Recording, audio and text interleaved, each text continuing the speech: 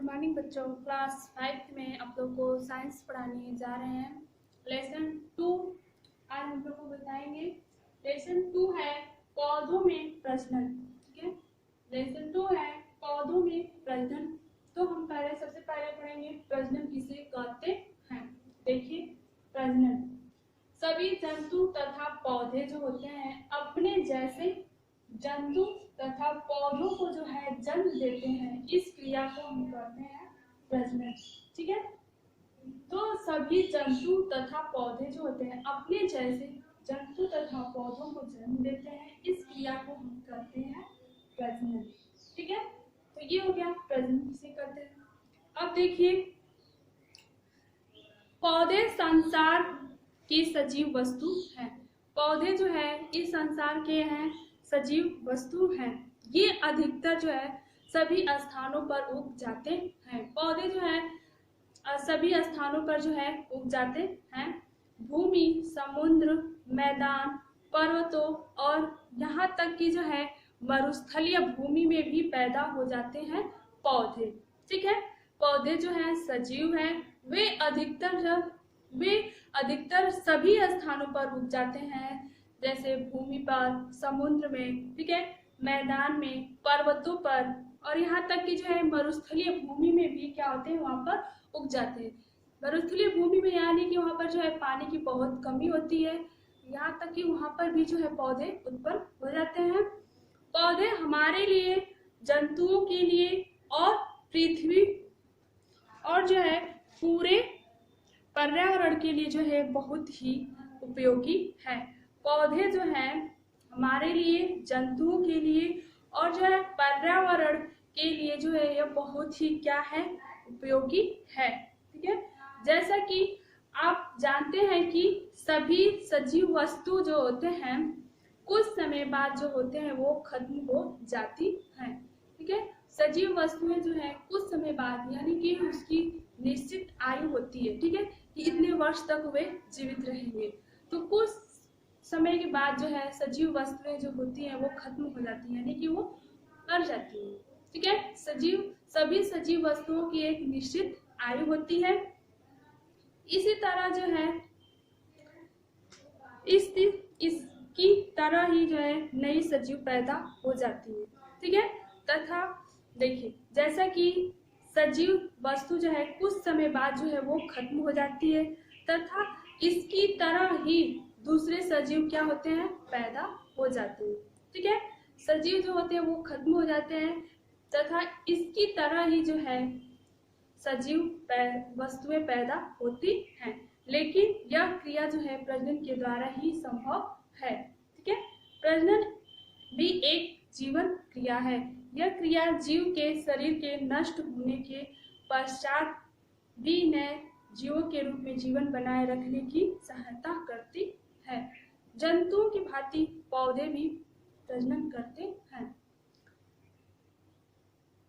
पौधों में प्रजनन अनेक विधियों द्वारा होता है। ये निम्नलिखित हैं। जैसे देखिए, बीजों में पौधों द्वारा प्रजनन। ठीक है, बीजों को जो है बीजों के द्वारा जो है हम पौधों को क्या करते हैं, उत्पन्न कर सकते हैं। बीजों के द्वारा जो है प्रजनन। ठीक है, तो देखिए, बीजों के द्वारा अधिकतर पौधे के प्रजनन का माध्यम जो होता है, यानी अधिकतर पौधे जो है उत्पन्न किए जाते हैं, वो कैसे उत्पन्न किए जाते हैं, बीज के माध्यम से ही अधिकतर पौधे जो है उत्पन्न होते हैं। बीज पौधे के फल से प्राप्त होते हैं। बीज जो है पौधे के फल से ही प्राप्त होते हैं। ठीक है, एक पौधा बड़ी संख्या में बीज उत्पन्न करता है।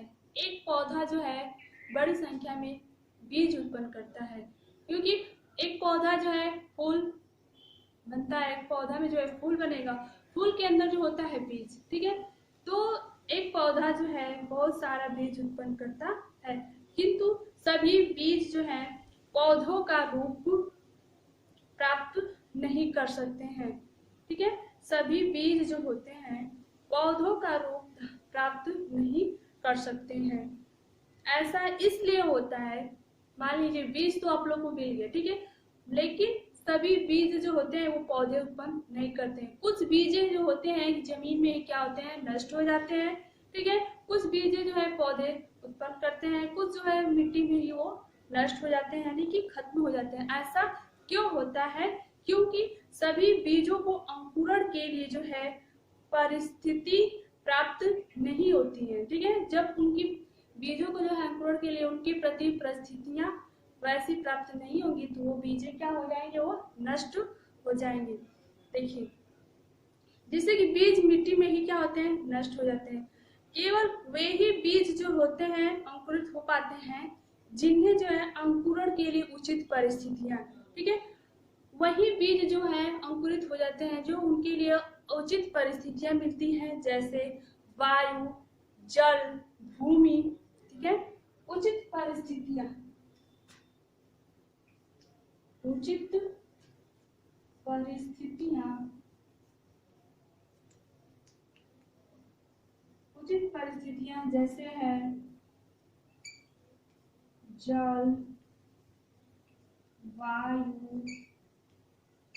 भूमि। ठीक है,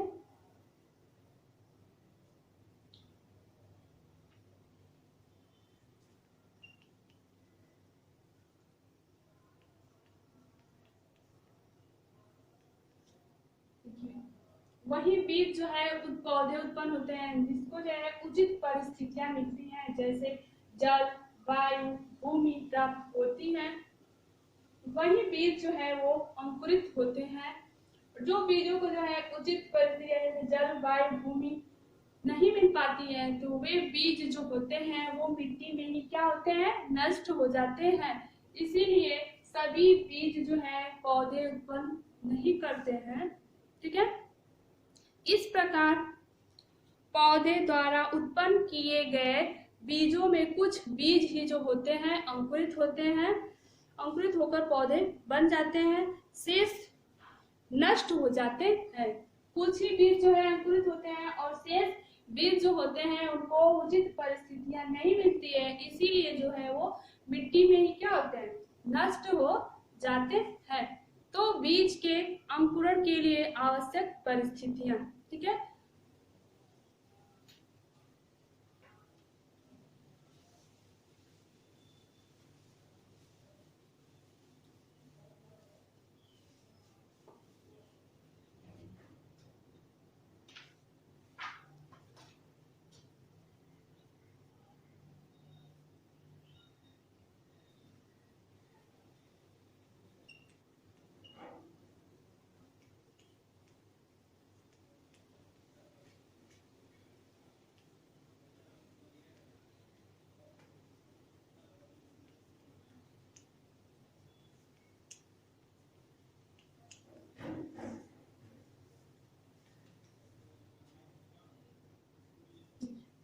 बीज के अंकुरण के लिए आवश्यक परिस्थितियां, यानी कि बीज को जो है अंकुरण के लिए कौन कौन परिस्थितियां चाहिए।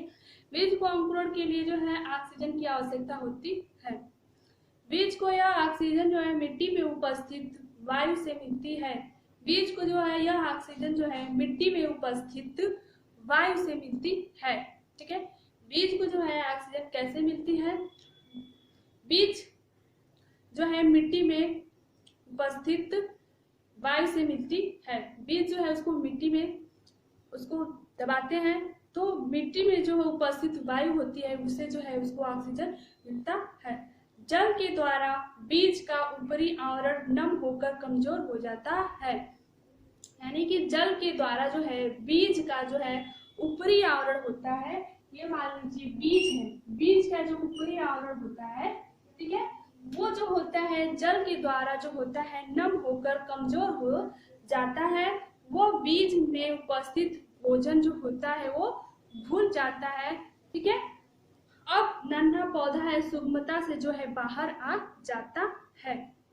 ठीक है, दूसरा जो है उसको जो है जल के द्वारा, यानी उसको जो है जल उचित मात्रा में मिलना चाहिए कि जिससे जो है बीज का ऊपरी आवरण जो है नम होकर कमजोर होकर जो है वो ऊपरी आवरण जो होता है वो क्या होता है, कमजोर होकर जो है बीज जो है हट जाता है, जिससे जो है उसमें से जो है छोटे पौधे निकलते हैं आसानी से।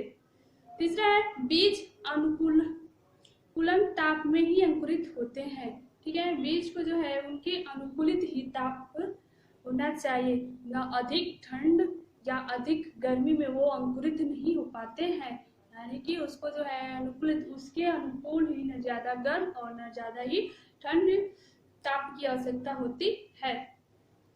क्या अंकुरित नन्हे पौधे में जो है सूक्ष्म जड़ या सूक्ष्म प्रांकुर होता है। अंकुरित नन्हे पौधे में जो होते हैं सूक्ष्म जड़ और सूक्ष्म प्रांकुर होता है। चना, मटर और सेम के बीजावरण के भीतर जो है 2 बीज पत्र होते हैं। चना, मटर, सेम के बीजावरण के भीतर जो है 2 बीज पत्र होते हैं। देखिए चना, सेम, मटर के चना, मटर और सेम के बीजावरण के भीतर, यानी इसके बीज के भीतर जो होते हैं वो 2 बीज पत्र होते हैं। देखिए ये चना, सेम, मटर, ये इसके जो बीज होते हैं, जिसको जो हम आसानी से उसको 2 बराबर भागों में बांट सकते हैं, उसे हम कहते हैं द्विबीजपत्री। ठीक है, यानी कि 2 बीज पत्र होते हैं। जिस बीज को जो है हम आसानी से उसको 2 भागों में बांट सकते हैं, उसे हम द्विबीजपत्रीय कहते हैं। जैसे चना, सेम, मटर जो है द्विबीजपत्रीय है। ठीक है, यानी इसको जो है आसानी से जो है इसको 2 भागों में बांट सकते हैं। मान लीजिए सेम है, मटर है, चना है। ठीक है, उसका ऊपरी आवरण जो है उसको निकालिए, उसके बीज को देखिए जो है निकालने के बाद जो है तुरंत उसको 2 बराबर भागों में वो बढ़ सकता है। ठीक है, जो 2 बराबर भागों में बढ़ सकता है उसे हम द्विबीजपत्रीय बीज कहते हैं। देखिए गेहूं, मक्का, ठीक है, गेहूं, मक्का, चावल के बीज को जो है हम 2 बराबर भागों में नहीं बांट सकते हैं, इसीलिए ये क्या है, एक बीजपत्रीय पौधे हैं। ठीक है, इसमें जो है इसको हम एक बीजपत्रीय बोलेंगे, क्योंकि इसके बीज को है जो हम 2 बराबर भागों में नहीं बांट सकते हैं। हरी पत्तियों के उगने तक पौधे के पोषण के लिए बीज पत्रों में भोजन एकत्रित होता है। ठीक है, हरी पत्तियों के उगने तक हरी जो बीज होता है, अगर उसमें जो है हरी पत्तियां निकलने लगती हैं तो उसमें का जो बीज का जो भोजन होता है वो जो होता है वो उसमें का खत्म हो जाता है। ठीक है, तो कल हम आप लोगों को बताएंगे बीज अंकुरण की क्रमिक अवस्थाएं, यानी कि बीज में जो है अंकुरण की प्रक्रिया जो है एक क्रम के अनुसार होती है। उस क्रम को हम बताएंगे अगले दिन।